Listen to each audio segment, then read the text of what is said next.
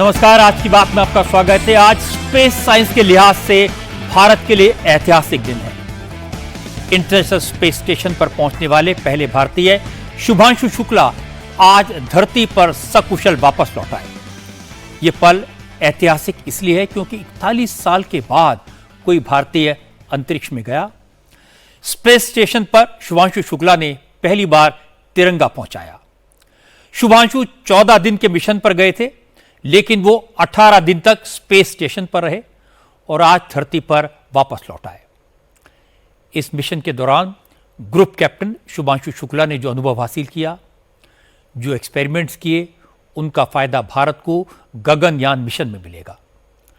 शुभांशु शुक्ला की अंतरिक्ष यात्रा भारत के स्पेस मिशन के लिए किस तरह मददगार होगी, इससे क्या क्या सीखने को मिलेगा, इसरो के साइंटिस्ट शुभांशु शुक्ला से मिलने को इतने बेताब क्यों हैं, शुभांशु भारत कब आएंगे, परिवार से कब मिल पाएंगे, आज उनके पेरेंट्स ने क्या कहा, ये सब आपको बताऊंगा आज की बात में। लेकिन पहले वो तस्वीरें देखनी चाहिए जब स्पेस स्टेशन से एस्ट्रोनॉट्स को लेकर आए ड्रैगन ग्रेस कैप्सूल ने स्प्लैश डाउन किया। ग्रुप कैप्टन शुभांशु शुक्ला और उनके 3 एस्ट्रोनॉट साथियों को लेकर स्पेस एक्स का ड्रैगन ग्रेस कैप्सूल 3:01 पर कैलिफोर्निया के सैन डियागो कोस्ट के पास समुद्र में उतरा। ड्रैगन ग्रेस कैप्सूल दोपहर 2:07 पर धरती की कक्षा में री एंटर हुआ था। उस वक्त स्पेसक्राफ्ट पैसिफिक ओशन के ऊपर था। दोपहर लगभग 2:26 पर ड्रैगन ग्रेस कैप्सूल से उस कंटेनर को अलग किया गया जिसमें शुभांशु शुक्ला और बाकी अंतरिक्ष यात्री थे। वायुमंडल में एंट्री से पहले स्पेस कैप्सूल की स्पीड 27,500 किलोमीटर पर आवर थी। इतनी स्पीड से वायुमंडल में एंट्री के वक्त फ्रिक्शन के कारण स्पेस कैप्सूल का टेम्परेचर 1900 डिग्री सेल्सियस तक हो जाता है। इतनी ज्यादा हीट से बचाने के लिए कैप्सूल में हीट शील्ड लगी होती है।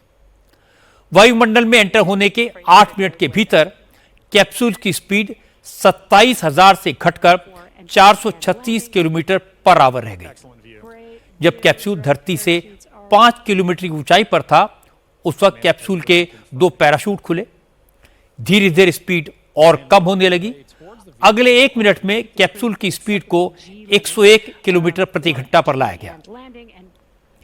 जब यह कैप्सूल धरती से सिर्फ 1.5 किलोमीटर की ऊंचाई पर थे, उस वक्त कैप्सूल के 2 और पैराशूट को खोला गया और फिर यह 1.5 किलोमीटर का सफर तय करने में 2 मिनट 28 सेकंड लगे। जब कैप्सूल ने समंदर के पानी को टच किया, उस वक्त उसकी स्पीड सिर्फ 15 किलोमीटर पर आवर थी। रात के अंधेरे में समंदर के शांत पानी में स्पेस कैप्सूल ने स्मूथ लैंडिंग की तो कमांड कंट्रोल सेंटर में मौजूद लोगों ने एक दूसरे को गले लगाकर मिशन की सफलता का जश्न मनाया।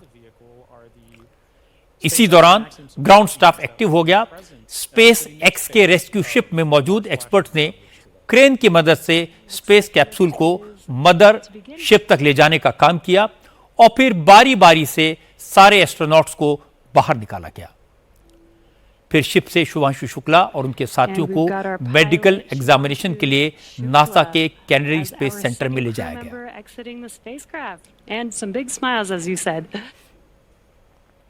स्पेसक्राफ्ट की री एंट्री बहुत प्रिसीजन के साथ की जाती है। इसमें जरा सी भी चूक घातक और जानलेवा हो सकती है।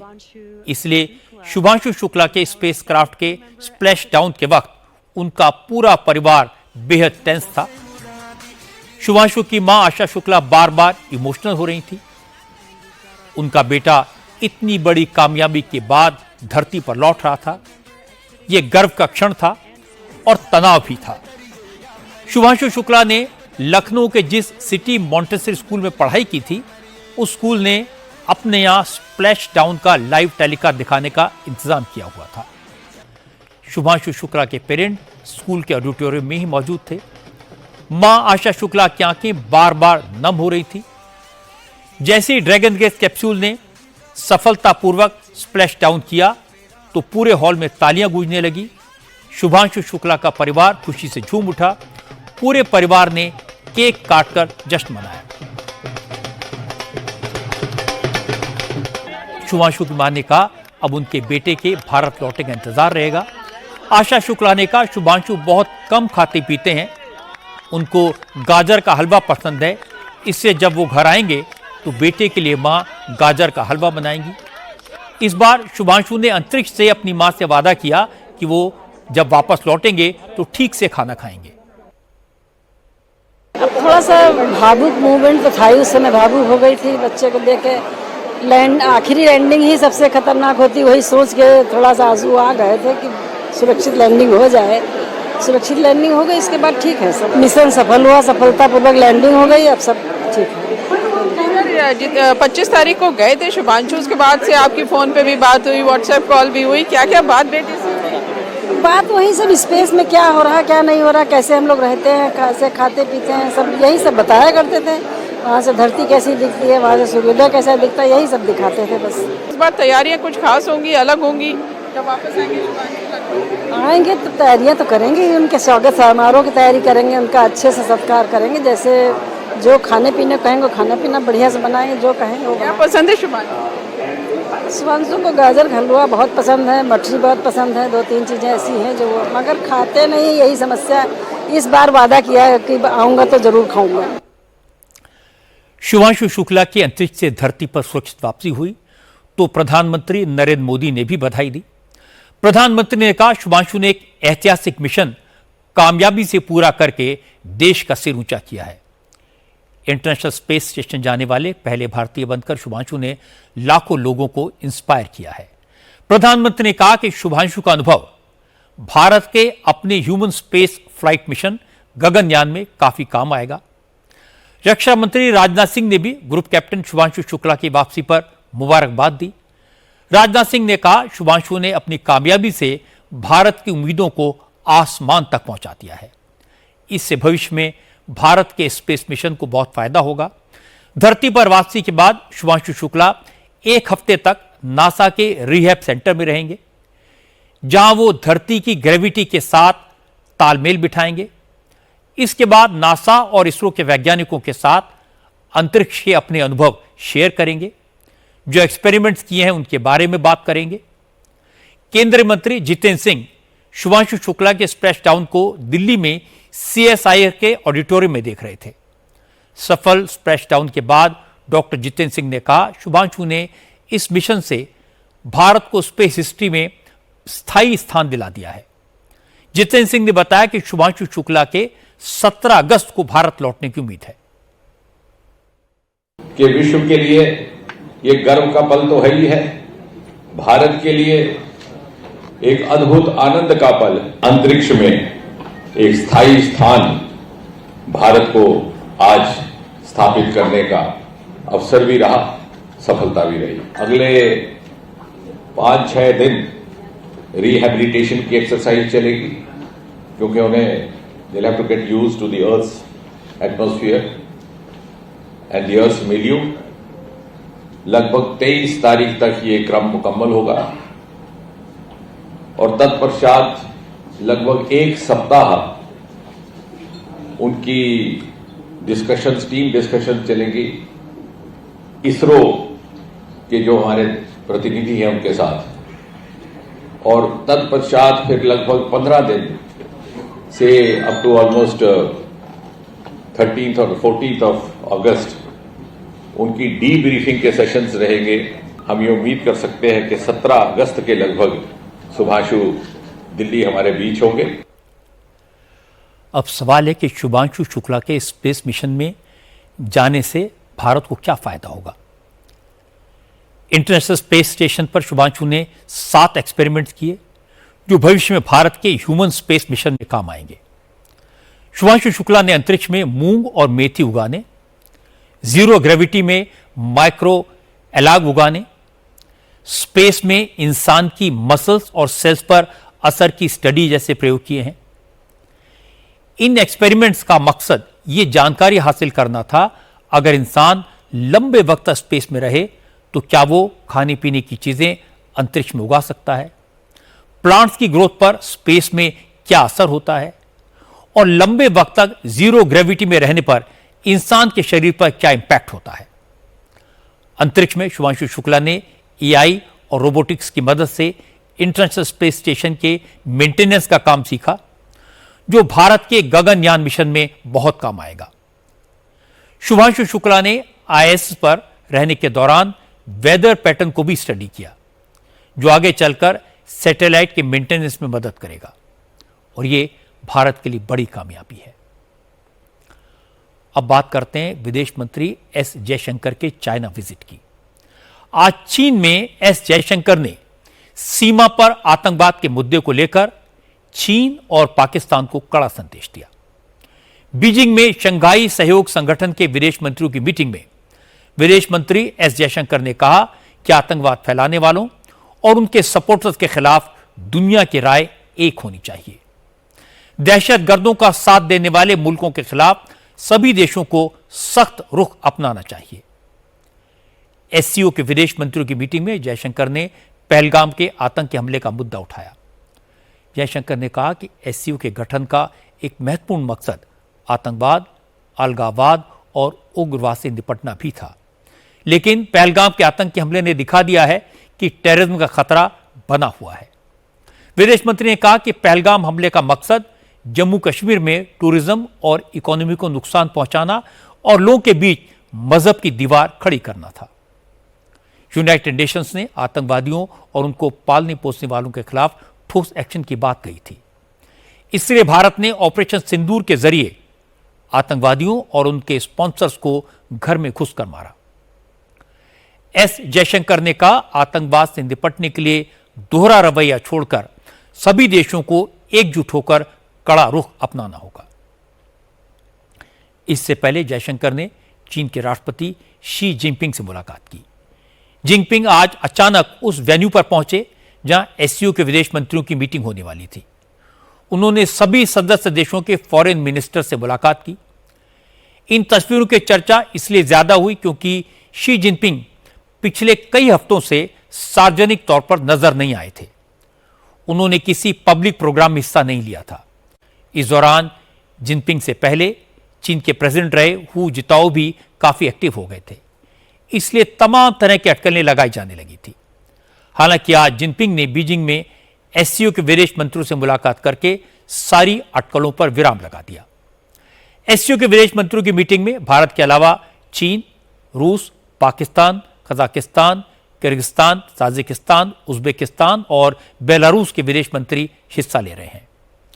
इस मीटिंग को इसी साल होने वाले एससीओ समिट की तैयारी के लिए बुलाया गया है।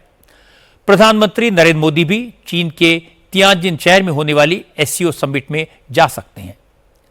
विदेश मंत्रियों की मीटिंग में शी जिनपिंग ने कहा वो एससीओ समिट का बेताबी से इंतजार कर रहे हैं, क्योंकि समिट में एससीओ के सभी देश दुनिया की शांति और विकास के लिए एक नया खाका पेश करेंगे।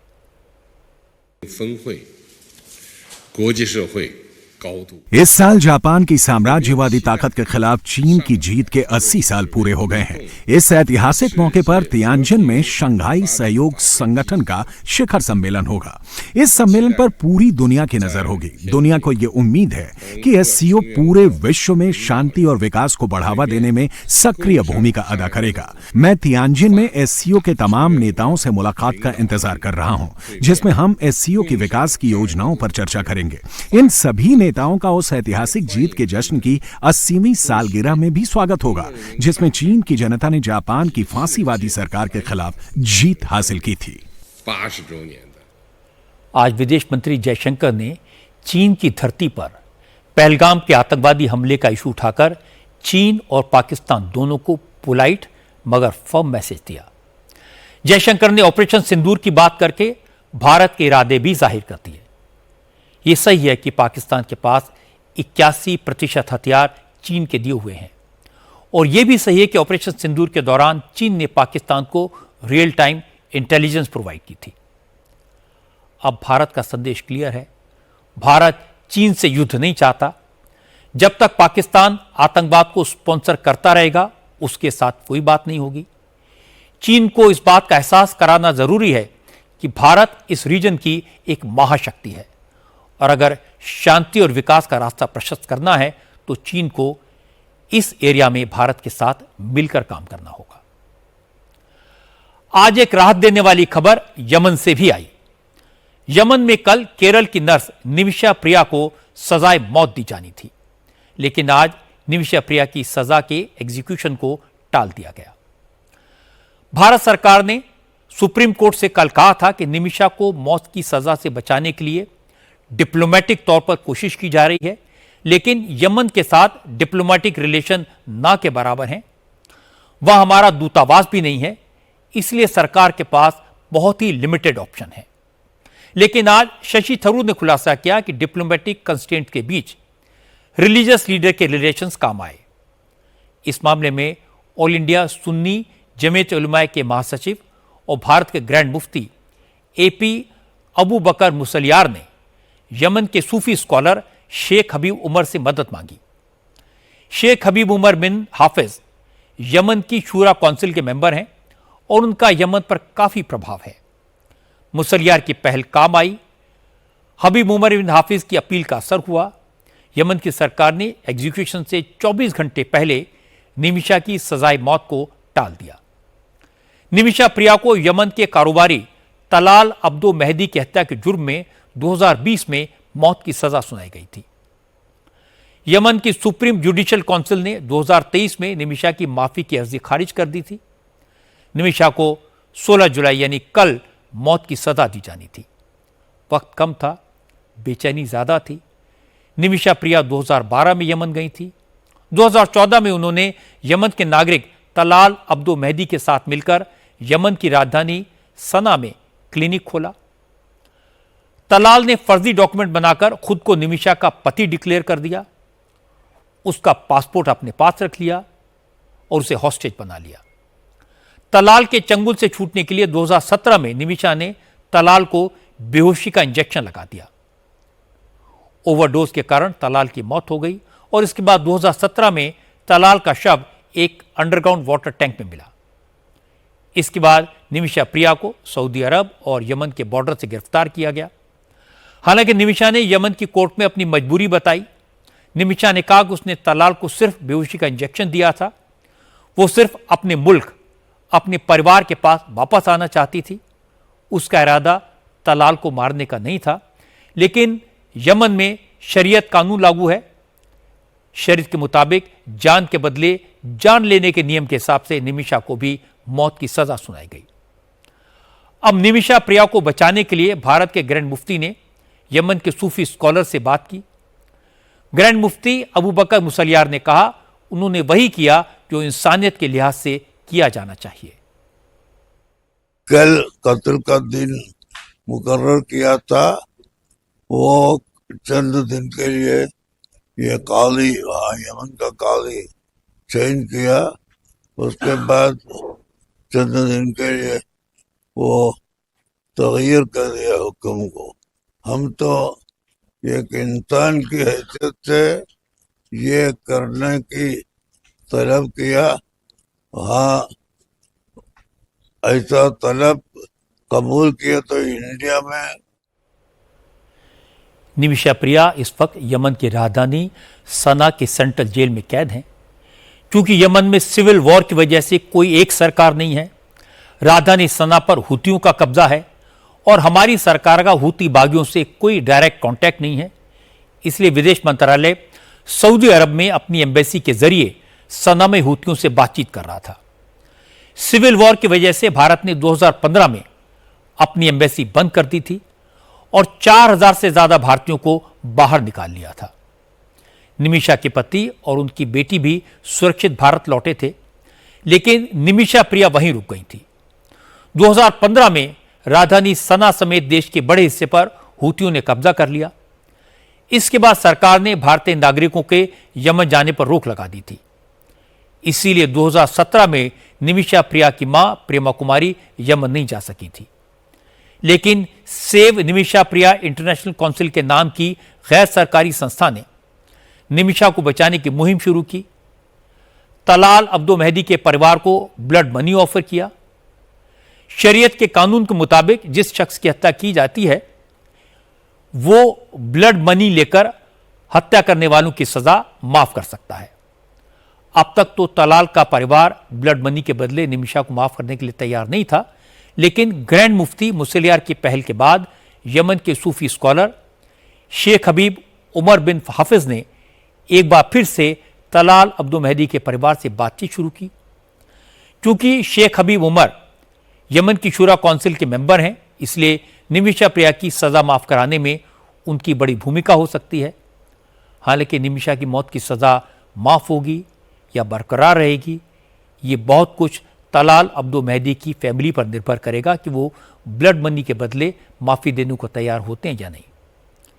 सेव निमिषा प्रिया इंटरनेशनल काउंसिल ने निमिषा प्रिया की माफी के बदले ब्लड मनी के तौर पर $1 करोड़ देने का ऑफर दिया है। ग्रैंड मुफ्ती अबू बकर मुसलियार ने बताया कि तलाल अब्दुल की फैमिली के कुछ मेंबर ब्लड मनी के लिए राजी हैं, लेकिन परिवार के कुछ मेंबर्स ऐसे हैं जो अभी इसके लिए तैयार नहीं है। उनको मनाने की कोशिश की जा रही है। इस्लाम में कत्ल के बजाय दियत देना, कवद देना, यह भी है। ऐसा दियत कबूल फरमाएगा या करेगा या नहीं करेगा, ये आप पूछ के, अगर दियत कबूल होना हो तो वो देने के लिए इधर पार्टी तैयार है। ये बात तो क्लियर है कि निमिषा के साथ यमन में धोखा हुआ। निमिषा के बिजनेस पार्टनर ने उसका पासपोर्ट रख लिया, बिजनेस का सारा पैसा हजम कर लिया, निमिषा को हॉस्टेज बना लिया। निमिषा ने अपना पासपोर्ट हासिल करने के लिए परिवार के पास वापस लौटने की नीयत से तलाल को बेहोशी का इंजेक्शन दिया, लेकिन ओवरडोज के कारण उसकी मौत हो गई। यानी मामला गैर इरादतन हत्या का है। लेकिन शरीयत कानून में तो खून के बदले खून, आंख के बदले आंख का नियम लागू होता है। यमन से बात करने के लिए भारत के पास कोई डिप्लोमेटिक चैनल भी नहीं है, इसलिए सारे रास्ते बंद हो चुके थे। लेकिन हमारे देश में तो मान्यता है कि जब सारे रास्ते बंद हो जाते हैं तो ईश्वर का सहारा काम आता है। ग्रैंड मुफ्ती निमिषा के लिए फरिश्ता बनकर आए। उनकी कोशिश से निमिषा की मौत की सजा टल गई है, लेकिन रद्द नहीं हुई है। भगवान से प्रार्थना करनी चाहिए कि ग्रैंड मुफ्ती की कोशिश कामयाब हो, तलाल के परिवार वाले ब्लड मनी लेकर निमिषा को माफ करने के लिए तैयार हो जाएं और भारत की बेटी फिर अपने वतन लौट आए। आज उड़ीसा से एक दर्दनाक खबर आई। उड़ीसा के बालासोर में सेक्सुअल हैरेसमेंट से परेशान होकर आत्मदाह करने वाली भुवनेश्वर के एम्स में उसकी मौत हो गई। बालासोर के फकीर मोहन कॉलेज में पढ़ने वाली ये छात्रा इंटीग्रेटेड बीएड कोर्स में सेकेंड ईयर की स्टूडेंट थी। उसने डिपार्टमेंट के एचओडी समीर कुमार साहू के खिलाफ प्रिंसिपल से शिकायत की थी। कहा था एचओडी उसका सेक्सुअल एक्सप्लॉयटेशन कर रहा है, लेकिन प्रिंसिपल ने लेक्चरर के खिलाफ एक्शन लेने के बजाय छात्रा पर ही शिकायत वापस लेने का प्रेशर डाला।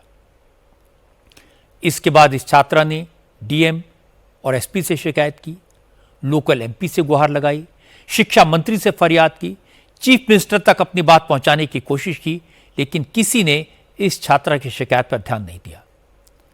निराश होकर उसने 12 जुलाई को कैंपस में खुद को आग लगा ली। उसका 90% शरीर झुलस गया। पहले उसे बालासोर के जिला हॉस्पिटल में भर्ती कराया गया, जहां हालत गंभीर होने पर उसे भुवनेश्वर के एम्स में रेफर कर दिया गया। इसके बाद पुलिस एक्शन में आई। आरोपी प्रोफेसर समीर कुमार साहू और कॉलेज के प्रिंसिपल दिलीप कुमार घोष को गिरफ्तार करके जेल भेज दिया गया। कल राष्ट्रपति द्रौपदी मुर्मू भी इस छात्रा को देखने एम्स पहुंची थी। उसके परिवार वालों से मिली थी, लेकिन कल रात ही 11:46 पर इस लड़की की मौत हो गई। इसके बाद लोगों का गुस्सा भड़क गया। विरोधी दल बीजेडी और कांग्रेस ने लड़की की मौत के लिए बीजेपी की सरकार को जिम्मेदार ठहराया। बीजू जनता दल और कांग्रेस के कार्यकर्ताओं ने भुवनेश्वर में एम्स के बाहर हंगामा किया। जैसे ही छात्रा का शव एम्स से बाहर लाया गया, वहां मौजूद बीजेपी के कार्यकर्ताओं ने नारेबाजी शुरू कर दी। प्रदर्शनकारियों को कंट्रोल करने में पुलिस के पसीने छूट गए और पुलिस को लाठीचार्ज करना पड़ा।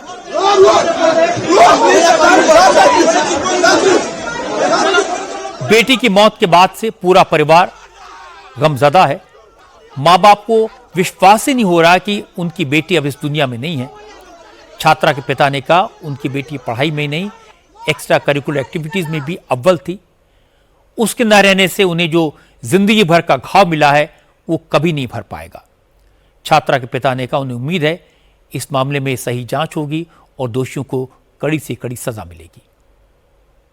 मैं तो ये जो मेरा घाव हुआ है तो मैं किसी को दिखा भी नहीं सकता, सह भी नहीं सकता और उसका भरपाई भी कर नहीं सकता हूँ। इसे और क्या बोलना है, सरकार पर पूरा भरोसा है, वो फिर इन्वेस्टिगेशन करेंगे। पढ़ाई में इंटीग्रेटेड बीएड कर रही थी। हमारा ब्लॉक में और जो प्लस 2 का एग्ज़ाम हुआ था उसमें सेकंड टॉप आई थी। कहीं ना हाँ, सिर्फ पढ़ाई नहीं, उसका बचपन से ड्राइंग भी अच्छी थी।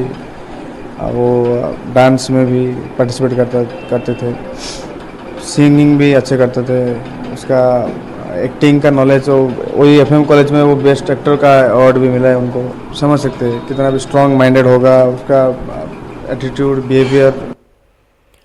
ओडिशा के मुख्यमंत्री मोहन चरण मांझी ने लड़की के परिवार को भरोसा दिया इस मामले में जो भी दोषी होगा उसे कड़ी से कड़ी सजा मिलेगी।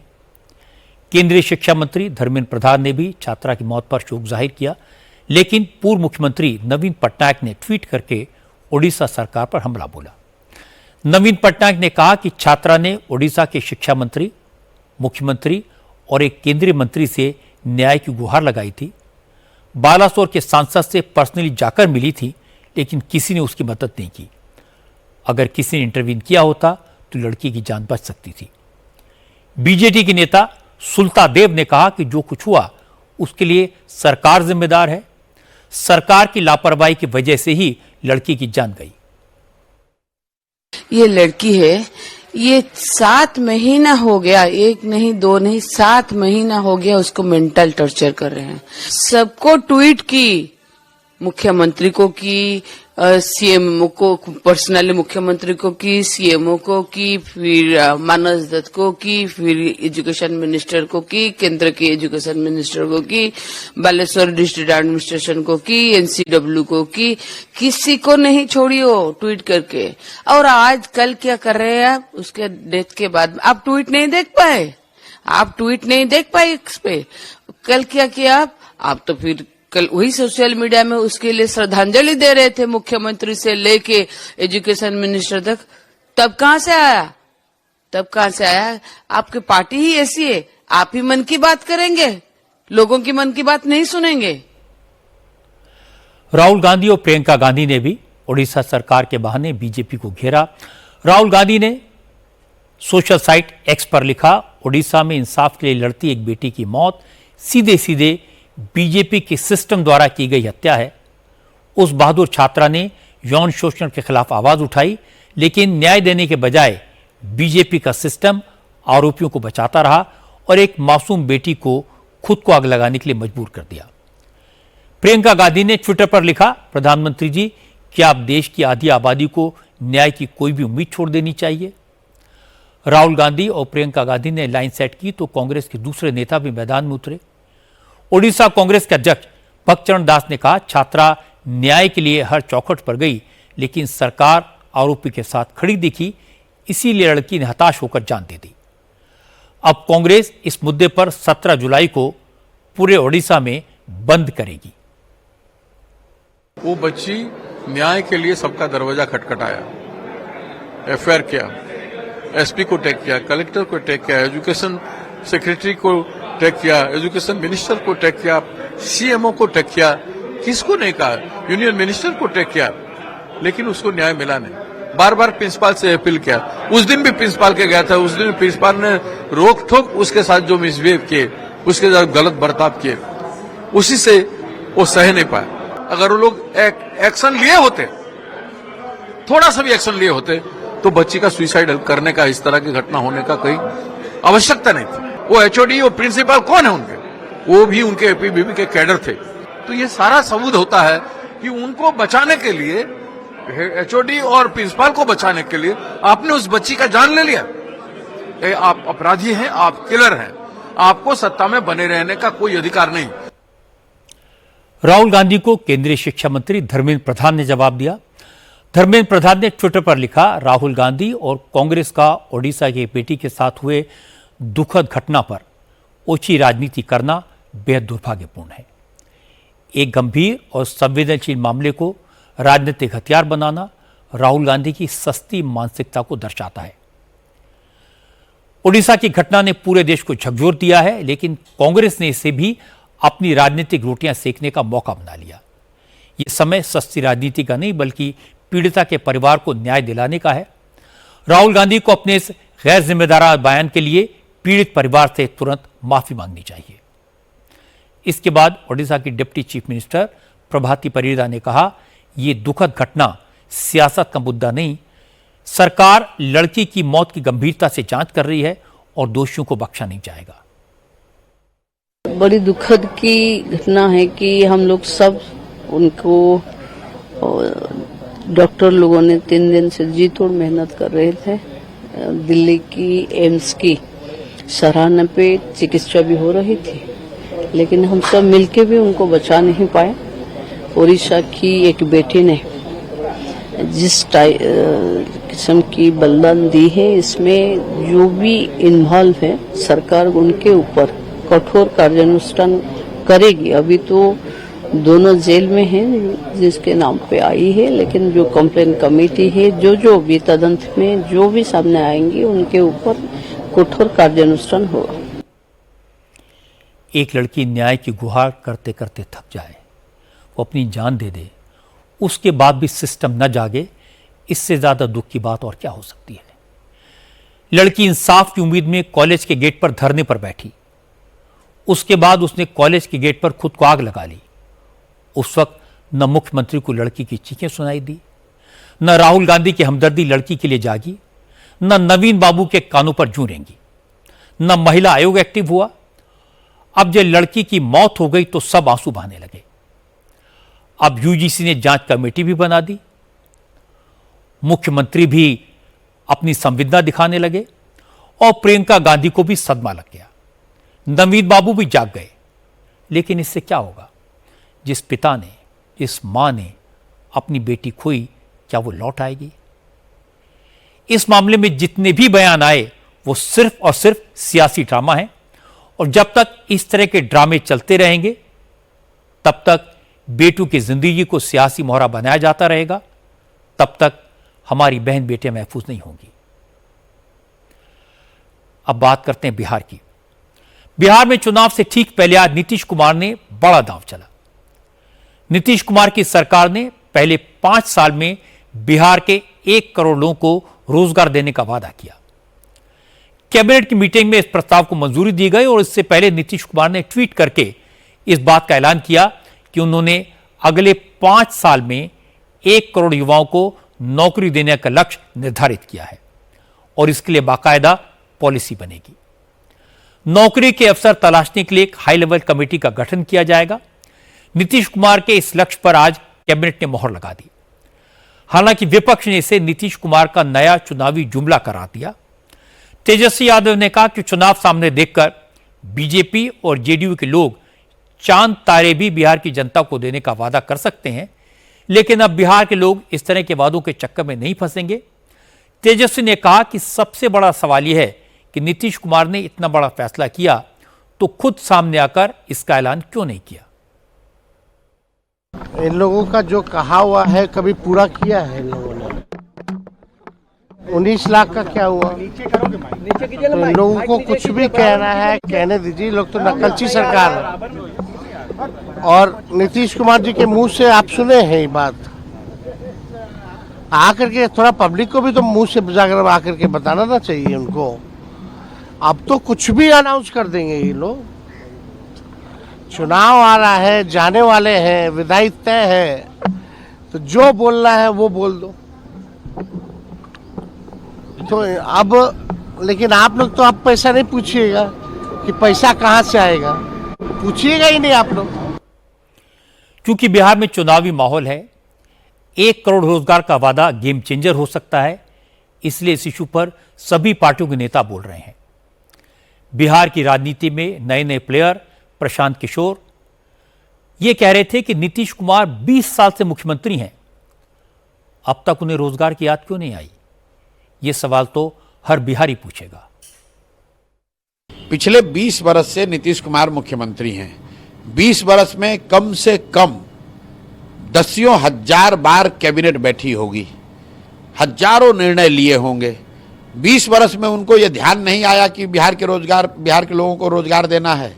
आज जब 1 महीने के बाद चुनाव है और कैबिनेट का अब कार्यकाल मुश्किल से 3 महीना बचा है, तब आपको ध्यान आ रहा है। और अगर ध्यान आ रहा है तो अभी दो, 5 वर्ष के बाद क्यों?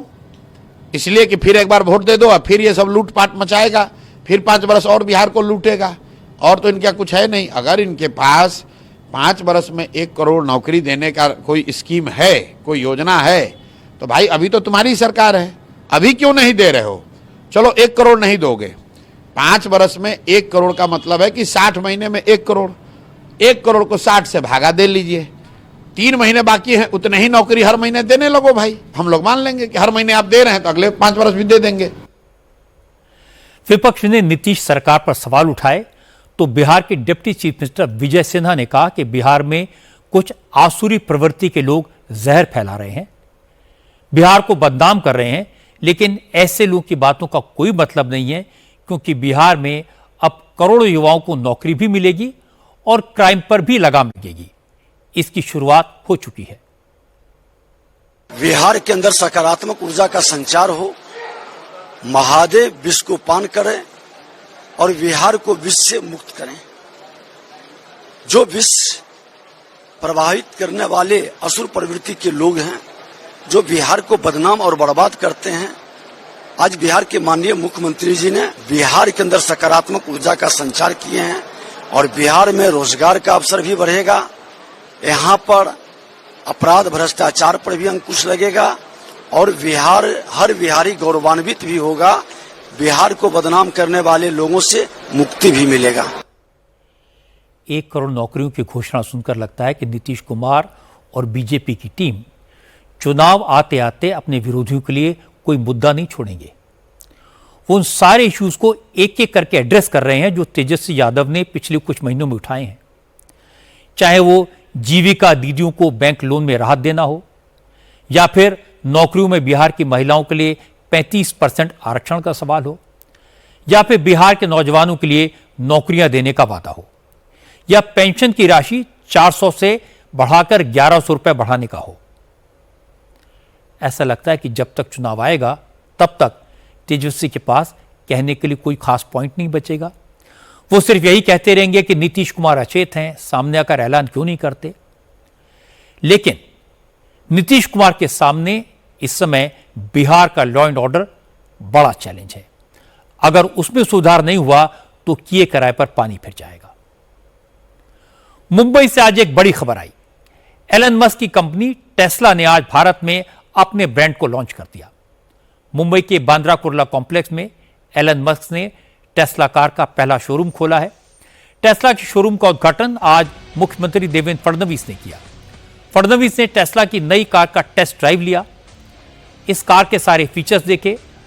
अब टेस्ला की latest electric car model Y Bharat में मिलेगी। इसकी शुरुआती एक्स शोरूम कीमत 60 लाख रुपए के करीब होगी।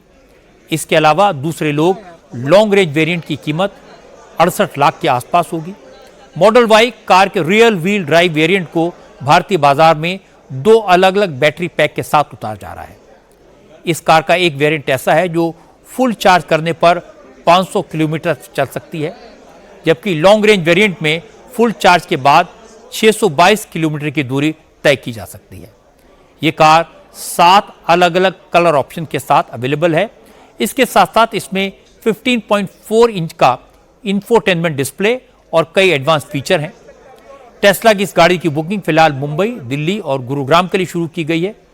देवेंद्र फडणवीस ने कहा कि टेस्ला ने अपने पहले एक्सपीरियंस सेंटर के लिए मुंबई को चुना।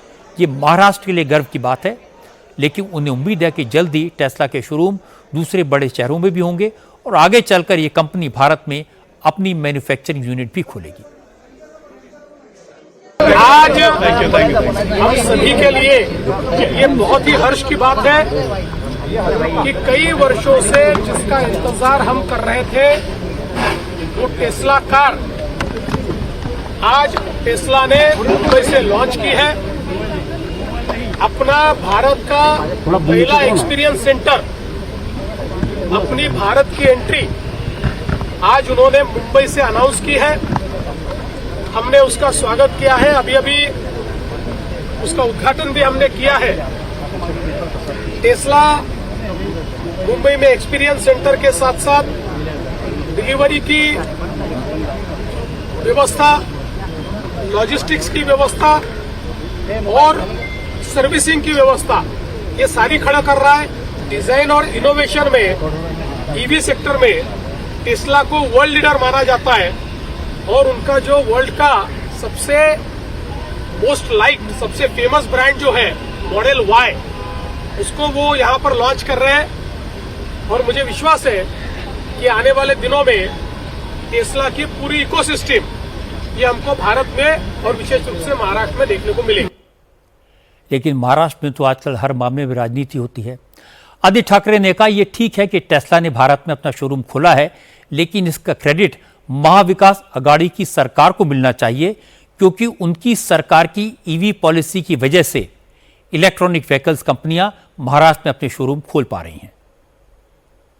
अरे बाबा, एक गाड़ी की कंपनी की शोरूम है, अच्छी बात है कि एक इलेक्ट्रिक कार की शोरूम आ रही है। और अगर केंद्र सरकार, अगर आपको याद होगा, कस्टम्स ड्यूटी और इस पे अगर बहस नहीं करती तो 2021 में ही आती है टेस्ला की शोरूम। तो ये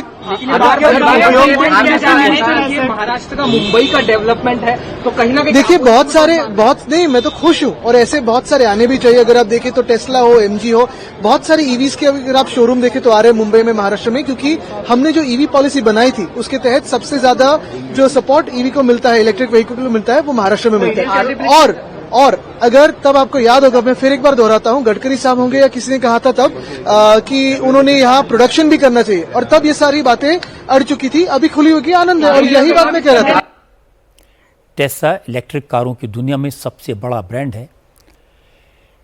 इस कार को ऑपरेट करने की कॉस्ट काफ़ी कम है, क्योंकि 100% इलेक्ट्रॉनिक कार है, इसलिए इसे ज़ीरो एमिशन कार भी कहा जाता है। चार्जिंग फास्ट होती है, सॉफ्टवेयर एडवांस है, इसलिए कार चलाने वालों के लिए एक अच्छा हाई एंड एक्सपीरियंस होगा। लेकिन इस बात का भी ख्याल रखा जाना चाहिए कि टेस्ला के कारण भारत में बनने वाली इलेक्ट्रॉनिक कार्स को किसी तरह का नुकसान ना हो। अब आपको दिखाता हूं कि कांवड़ में शामिल कुछ शरारती लोग कैसे गड़बड़ी कर रहे हैं और पुलिस उनका कैसे इलाज कर रही है। कांवड़ यात्रा में गड़बड़ करने वाले कांवड़ियों के खिलाफ पुलिस ने अब एक्शन लेना शुरू कर दिया है। आज कानपुर, मेरठ, हरिद्वार, रुद्रपुर जैसे कई शहरों में कांवड़ियों के हंगामा करने पर, तोड़फोड़ और मारपीट करने पर पुलिस ने एक्शन लिया। दंगा करने वाले भाग नहीं पाए, उन्हें हवालात पहुंचा दिया गया। कानपुर के शिवराजपुर में तो कांवड़िए पुलिस वालों से ही भिड़ गए, थाने में तोड़फोड़ की, पुलिस के खिलाफ जमकर नारेबाजी की।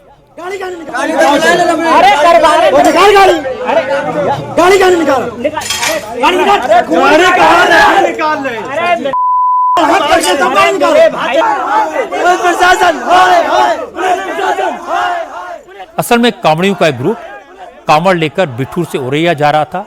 डाक कांवड़ में बारी बारी से कांवड़िए जल लेकर दौड़ते हैं और ग्रुप के बाकी लोग गाड़ियों से पीछे पीछे चलते हैं। कांवड़ियों के ग्रुप जब गंगा तिराहे के पास पहुंचा, उसी वक्त कांवड़ लेकर दौड़ रहा लड़का सड़क पर फिसल गया, उसे चोट लगी। मौके पर तैनात होमगार्ड्स के सिपाहियों ने उसे उठाया, उसकी मदद की। पीछे से कुछ और कांवड़िए वहां पहुंच गए, उन्होंने पुलिस पर लड़कियों को गिराने का आरोप लगा दिया और पुलिस वालों से बदसलूकी शुरू कर दी, बैरिकेड्स को तोड़ दिया। इसके बाद घायल कांवड़ियों को लेकर थाने पहुंच गए। यहां पुलिस वालों के साथ मारपीट की, गाली गलौज की। हालांकि पुलिस ने कांवड़ियों को समझाने की काफी कोशिश की, लेकिन वो कुछ सुनने को तैयार नहीं थे। काफी देर तक थाने में हंगामा चलता रहा। इसके बाद पुलिस ने घायल कांवड़ियों को हॉस्पिटल पहुंचाया और मारपीट और हंगामा करने वाले कांवड़ियों को गिरफ्तार करके हवालात में डाल दिया। बिल्लौर के एसपी अमरनाथ यादव ने कहा, पुलिस वालों ने घायल की तुरंत मदद की, मामले को शांत करने की कोशिश की। इसके बावजूद हंगामा किया गया, तोड़फोड़ की गई, इसे बर्दाश्त नहीं किया जा सकता। गाड़ी का नहीं निकाला। हरिद्वार में भी कांवड़ियों ने जमकर उत्पात मचाया। हरियाणा से आए कांवड़ियों ने चश्मे की एक दुकान पर हमला कर दिया। दुकानदार को बुरी तरह पीटा और पूरी दुकान तहस नहस कर दी। असल में कांवड़िये चश्मा खरीदने इस दुकान पर पहुंचे थे। कीमत को लेकर कांवड़ियों की दुकानदार से बहस हो गई। इसके बाद कांवड़ियों ने दुकानदार को लाठी डंडों से पीटा और उसकी दुकान में तोड़फोड़ मचाई, चश्मे लूट लिए। हालांकि इस घटना पर पुलिस ने तुरंत एक्शन लिया। 2 कांवड़ियों को गिरफ्तार कर लिया गया है और पुलिस बाकी उपद्रवियों की तलाश कर रही है। आज हरिद्वार के बहादुराबाद इलाके में रोहाल की फ्लाईओवर के पास भी कांवड़ियों ने हंगामा किया। टेम्पो की टक्कर से एक कांवड़ खंडित हो गई। इसके बाद कांवड़ियों ने बैरियर लगाकर नेशनल हाईवे पर ट्रैफिक जाम कर दिया। हाईवे पर सैकड़ों गाड़ियां जाम में फंस गई। कुछ लोगों ने इसका विरोध किया तो कांवड़ियों ने गाड़ियों पर पत्थरबाजी शुरू कर दी। कुछ ही देर में पुलिस पहुंची। पुलिस सबसे पहले समझा बुझाकर जाम हटवाने की कोशिश की, लेकिन कांवड़िये पुलिस वालों से ही भिड़ गए। पुलिस पर पथराव करने लगे। इसके बाद पुलिस ने लाठीचार्ज किया। पुलिस ने हमला करने के आरोप में 2 कांवड़ियों को गिरफ्तार भी किया है और बाकी की तलाश की जा रही है।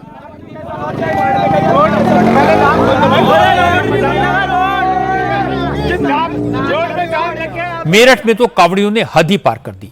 सदर बाजार इलाके में कांवड़ियों की टोली को एक स्कूल बस टच कर गई। इस बात पर कांवड़ी इतना भड़क गए कि उन्होंने स्कूल बस का शीशा तोड़ डाला। रात की बात थी कि जिस वक्त कांवड़ियों ने बस पर हमला किया, उस वक्त बस बच्चों को स्कूल छोड़कर लौट रही थी। बस में स्टूडेंट्स नहीं थे। हालांकि यहां पुलिस के पहुंचने से पहले हंगामा करने वाले कांवड़िये भाग गए। पुलिस ने इस मामले में अज्ञात लोगों के खिलाफ केस दर्ज किया।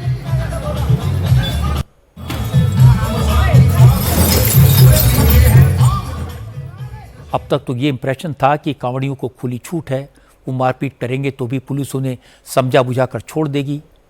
लेकिन अब पुलिस के एक्शन ने यह साफ कर दिया कि जो भी कानून हाथ मिलेगा उसे बख्शा नहीं जाएगा। और ये एक अच्छा कदम है, क्योंकि ज्यादातर कांवड़िये भक्तिभाव से जल लेकर आते हैं, अपनी यात्रा शांतिपूर्वक पूरा करते हैं। लेकिन इनके बीच कुछ ऐसे एलिमेंट घुस जाते हैं जो कांवड़ियों के प्रति सरकार की नरमी का फायदा उठाते हैं। कई जगह तो ये पुलिस को भी चैलेंज करते हैं। इसलिए ऐसे के खिलाफ एक्शन तो होना ही चाहिए, क्योंकि 2-4 लोगों की वजह से सारे कांवड़िये बदनाम होते हैं। 100 साल की उम्र में मैराथन पूरी करने वाले दुनिया के पहले शख्स सरदार फौजा सिंह का आज निधन हो गया। फौजा सिंह 114 साल के थे। इस उम्र में भी फौजा सिंह पूरी तरह हेल्दी थे, रोज दौड़ लगाते थे। आज सुबह फौजा सिंह वॉक के लिए निकले, उसी वक्त एक गाड़ी ने उन्हें टक्कर मार दी। इस हादसे में फौजा सिंह की मौत हो गई। फौजा सिंह ने 89 साल की उम्र में दौड़ना शुरू किया था। 11 बार मैराथन रेस पूरी की। 100 साल की उम्र में 26 मील की मैराथन पूरी करने वाले वो दुनिया के पहले चैंपियन बने। वैसे तो फौजा सिंह ब्रिटेन के नागरिक थे, लेकिन आजकल वो जालंधर में अपने होम टाउन ब्यास गांव में रह रहे थे। आज फौजा सिंह सुबह टहलने के लिए निकले। जब वो सड़क पार कर रहे थे, उसी वक्त एक कार ने उन्हें टक्कर मार दी। कार चालक भाग गया। फौजा सिंह को जब तक हॉस्पिटल पहुंचाया जाता, तब तक उनकी मौत हो चुकी थी। फौजा सिंह पूरी जिंदगी वेजिटेरियन रहे, नशे से दूर रहे और यही उनकी लंबी उम्र का राज बना। फौजा सिंह से जब भी कोई उनकी उम्र के बारे में पूछता था तो वो कहते थे, अभी तो मेले शुरू हुए हैं। दुनिया के लिए फिटनेस का एग्जाम्पल बन चुके सरदार फौजा सिंह को इंडिया टीवी की पूरी टीम की तरफ से श्रद्धांजलि। रील बनाने की सनक में लोग दूसरों की और खुद की मुश्किलें कैसे बढ़ा देते हैं, इसका एक एग्जाम्पल आपको दिखाता हूं। यह सतारा में देखने को मिला। सतारा में ओम जादव नाम के 21 साल के लड़के ने नई कार खरीदी। अपने दोस्तों के साथ कार लेकर वो सतारा के फ्लाईओवर पर पहुंचा और गाड़ी बीच में खड़ी कर दी। ड्रोन कैमरा मंगवाया और सड़क पर ही गाड़ी के साथ रील बनाने लगा। जिस फ्लाईओवर पर ये जनाब नई गाड़ी के साथ रील बना रहे थे, वो फ्लाईओवर सतारा बेंगलुरु हाईवे का हिस्सा है। इस रूट से लोग पुणे जाते हैं, इसलिए वहां हैवी ट्रैफिक होता है। लेकिन इस लड़के ने जाम की चिंता नहीं की और रील बनाने के लिए ड्रोन शॉट लेता रहा। लोगों ने जब हंगामा किया तो ओम जादव अपनी गाड़ी लेकर वहां से भाग गया, लेकिन उसने शिकी बघाड़ने के लिए गाड़ी के साथ अपनी रील सोशल मीडिया पर पोस्ट की। पुलिस ने एक्शन लिया।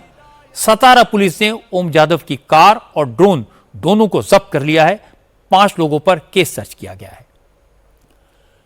रील बनाना कोई बुरी बात नहीं है, लेकिन रील बनाने के चक्कर में दूसरों के लिए परेशानी पैदा करना जस्टिफाइड नहीं है। कई बार तो लोग रील बनाने के चक्कर में अपनी जान को भी खतरे में डाल देते हैं। ऐसी चीजों से बचना चाहिए। रील बनाओ, लेकिन संभल कर बनाओ। आज न्यूयॉर्क से चौंकाने वाली तस्वीरें आई हैं। अमेरिका के नॉर्थ ईस्ट इलाकों में इतनी बारिश हुई कि न्यूयॉर्क में भारी बाढ़ आ गई। सड़कों पर पानी भर गया, गाड़ियां डूब गई। मेट्रो स्टेशन में पानी भरने से सबवे की सर्विस रोकनी पड़ी और इमरजेंसी का ऐलान कर दिया गया। न्यूयॉर्क के अलावा पेंसिल्वेनिया और न्यू जर्सी में भी बाढ़ से हालात खराब हैं। भारी बारिश के बाद न्यू जर्सी के गवर्नर ने भी इमरजेंसी का ऐलान कर दिया है। लोगों को सलाह दी गई है कि वो घरों में रहें, बेवजह बाहर न निकलें। बारिश और बाढ़ का सबसे ज्यादा असर न्यूयॉर्क में देखने को मिल रहा है। कई अहम रास्ते पानी में डूबे हुए हैं। 2 एक्सप्रेसवे बाढ़ की वजह से बंद करने पड़े। कई जगह अचानक पानी आने से लोग अपनी गाड़ियों में फंस गए। उनको इमरजेंसी ऑपरेशन चलाकर निकाला गया।